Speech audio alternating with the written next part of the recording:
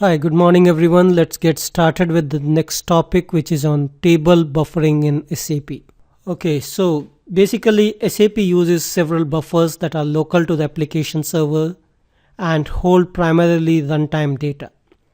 The R3 repository buffers, the table buffers, the program buffers, R3 GUI buffer, R3 role and paging buffer, R3 calendar buffer. So we will go through in details into the system. We'll log into the system and see where to see these particular buffers and what information is stored in them.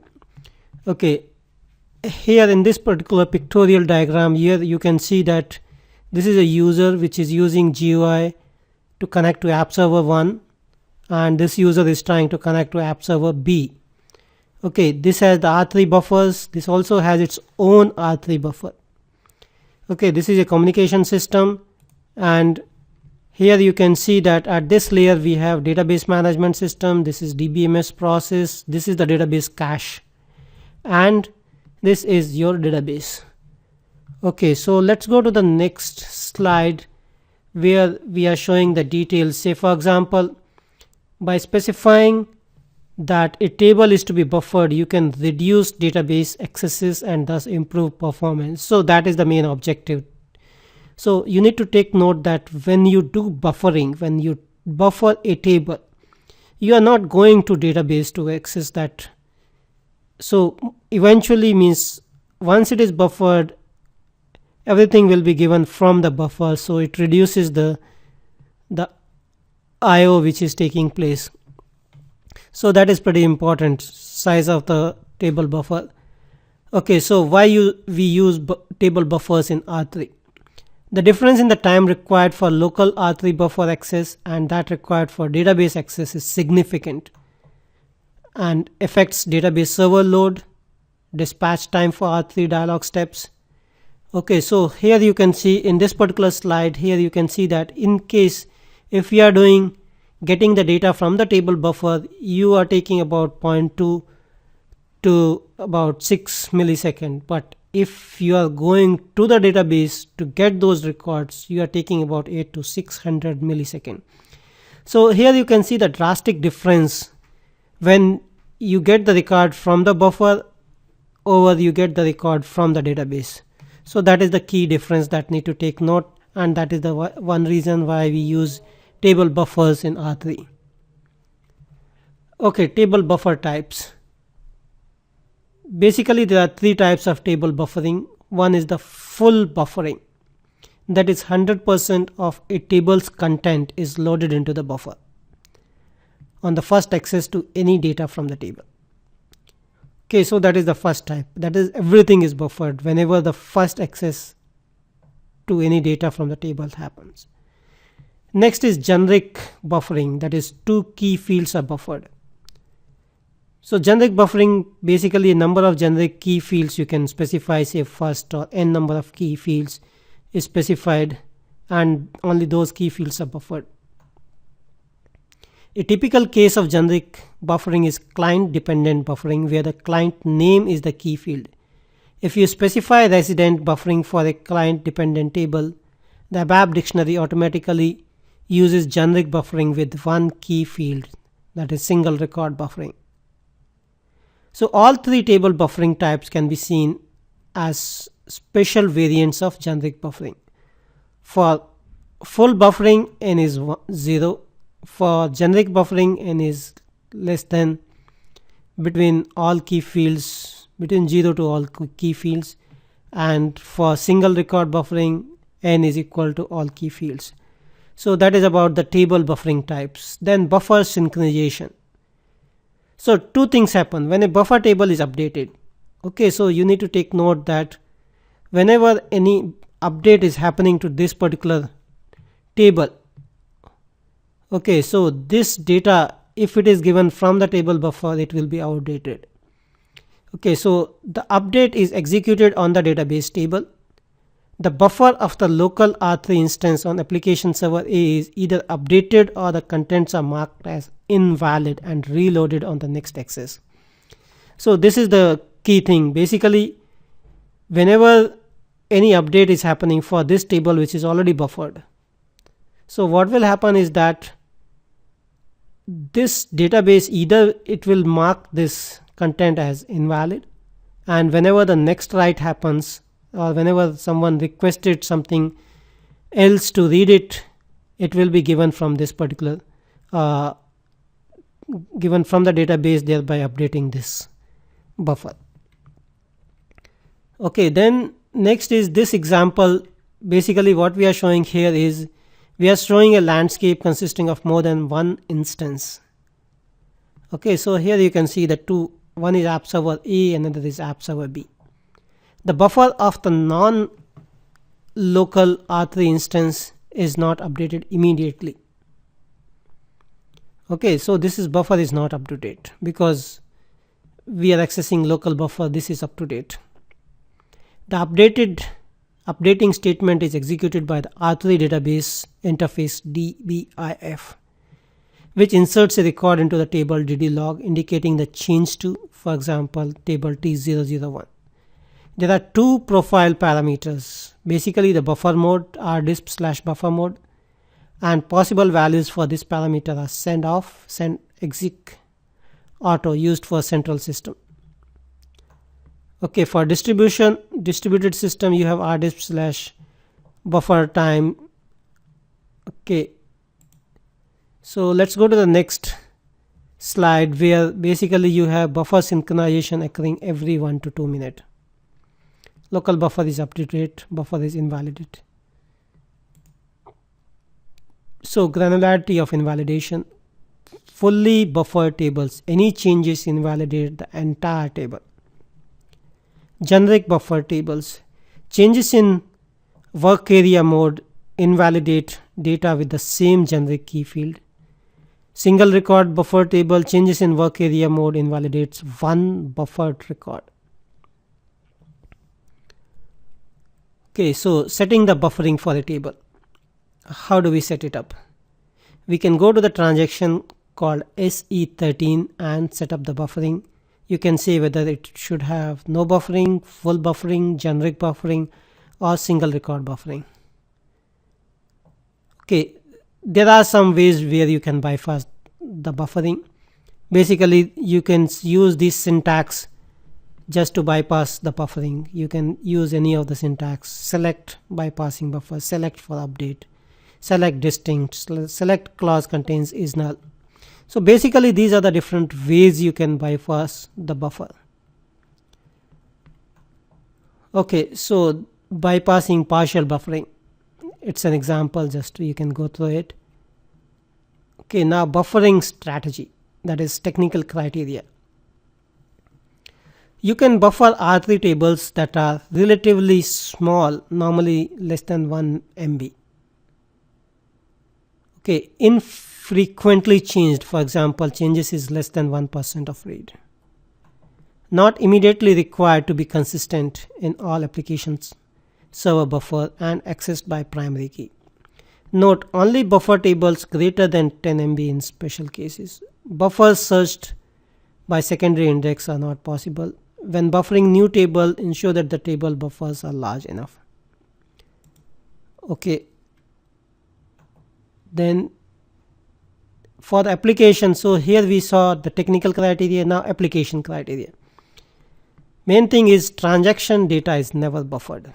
For example, accounting documents in table BKPF, sales document in VBUK. The reason these tables are too large or too often changed, master data is normally not buffered. Examples: customer master in table KNA1, material master in MARA. So reason these tables are normally too large and are often accessed by secondary indexes. Okay, tables like T001, exchange rate table, TCURR. Reason these tables are relatively small or rarely used. Okay, then on the condition table, basically condition tables, they include tables for pricing, for material, for text determination, and partner determination. Okay, from 000 to 499 indicates that the table is part of a SAP standard and is buffered as delivered. from 500 to 999 indicates that the table is customer created and is not buffered. You should check whether the table is or should be buffered or not. Next is the buffer optimization. So there are a couple of techniques where you can find out what should be buffered, what should not be buffered, and this particular monitoring tab, it will give you some idea about the buffering. Okay, this roadmap shows you how to lead you to find problems with table buffering. So we need to go to ST03 for task type dialog and update. For both respective tasks, choose transaction profile and sort according to the response time. Okay, so we will go there and let's look into that. Okay, so this is an example of ST10, and this is basically its analysis roadmap using table call statistics. So this roadmap helps you to decide which table should be buffered.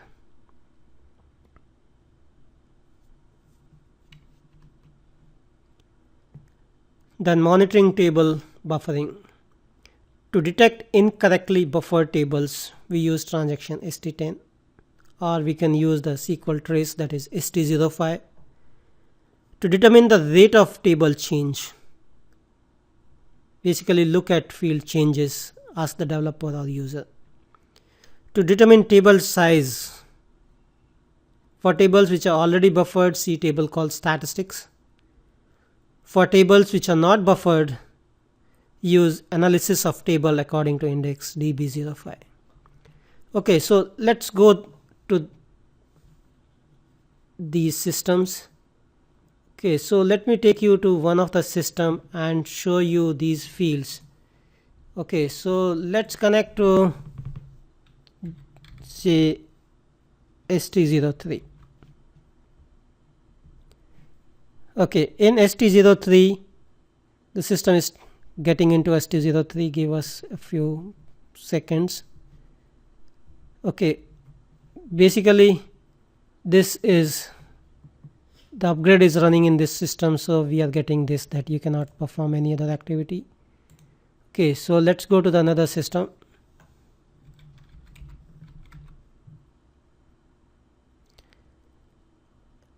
Okay, so here we are running ST03. Basically it will show you the data, and let me open one more window in the meantime. So basically here you are seeing this is the workload monitor. So in the workload monitor,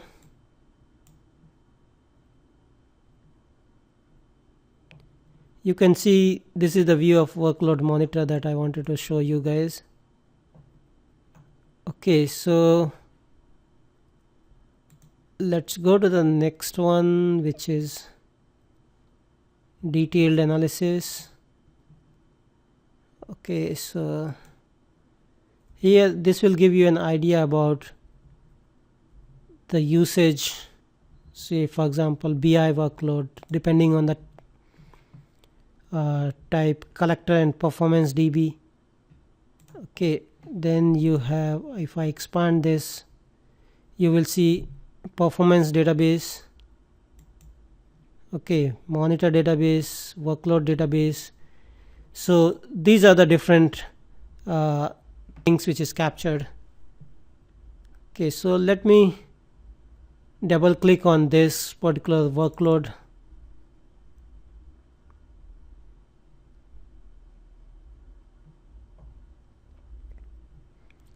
Okay, it's coming, it is taking some time. So here you can see that this is showing the detailed workload overview, where you have the task name, the number of steps, the time it takes to complete a particular step, average time to process a step, average time it has spent on CPU, time spent on database, the wait time, the roll-in time, the roll wait time, the load generation time. Okay, so basically it shows the different breakup of the response time. Okay, so let's go into the transaction profile. So transaction profile, if I select the standard profile over here,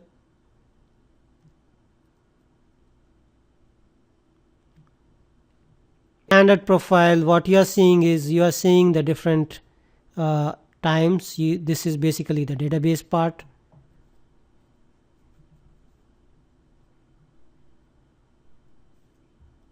Okay, so this particular tab shows you this report run with this particular background job, how many read happened, and basically it is showing you the transaction details.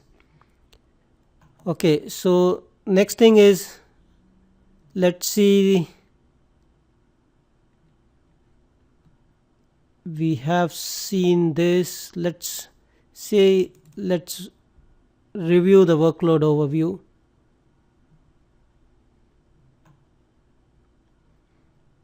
Okay, workload overview. On the similar line, we have this breakup of the response time.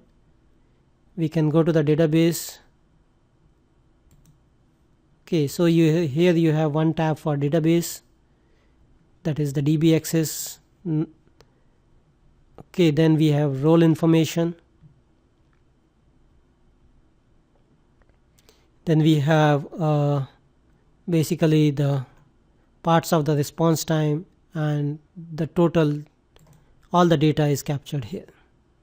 So basically what I'm trying to show is, in this particular transaction, there are two options. One is expert mode, okay, and service engineer. So if I go to the expert mode, this is what you will see. If I go to the service engineer tab, okay, so basically the respective roles are, these are the only roles that is there for this user. Okay, so that's all in this thing. Let's go to the another T code, which is basically ST10. So let me open another window for that.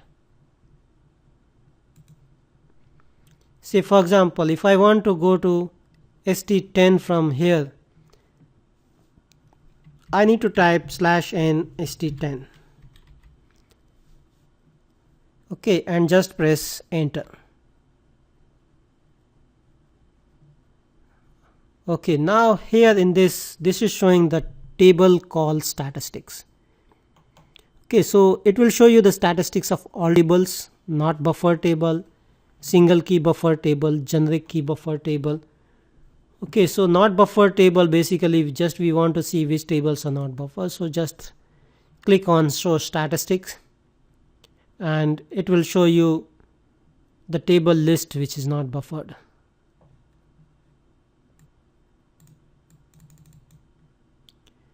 Okay, so this list, this is a big list. What is the percent of changes taking place? What are the number of direct reads, sequential reads, changes, and the database activity on these tables. So this table will give you an overall idea about which tables are buffered, which tables should be buffered, and what are the changes taking place on a particular table. In case if you are deciding for which table I should buffer and which table I should not. Okay, so that is about the buffering part. So we have covered these things. Okay, so we have covered. Okay, let's see these buffers. So let me go to the respective T code to show you these buffers, how they look like.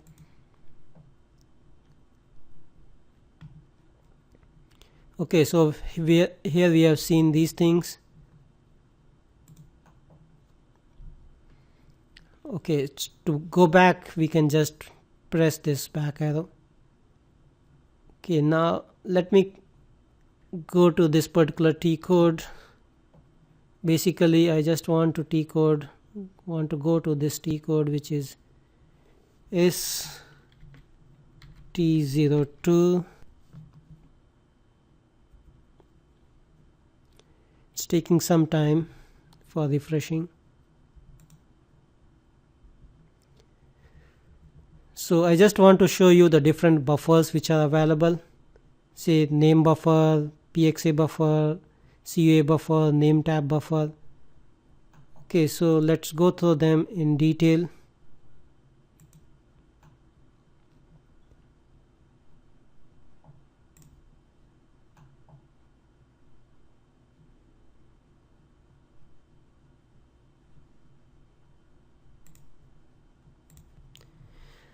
Okay, here you can see the different buffers that we were talking about. We are in the T code ST02. Okay, you can see the name tab buffer, end tab, table definition, the field definition, the short name tab, initial records. You have program, CUA, screens, calendar. Okay, then tables, export, import. Okay, this is one of the key field here, that is swap. Okay, if you see there is a lot of swap happening over a period of time, that indicates that you are running low on memory. So that is one key thing to note of. Okay, so let's go down.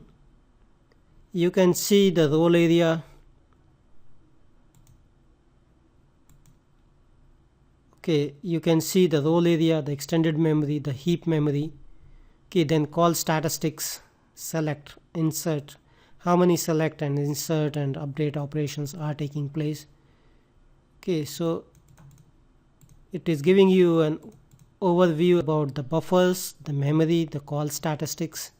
So this is one pretty decent transaction to give you an overview about the statistics, basically the buffers, the table buffers.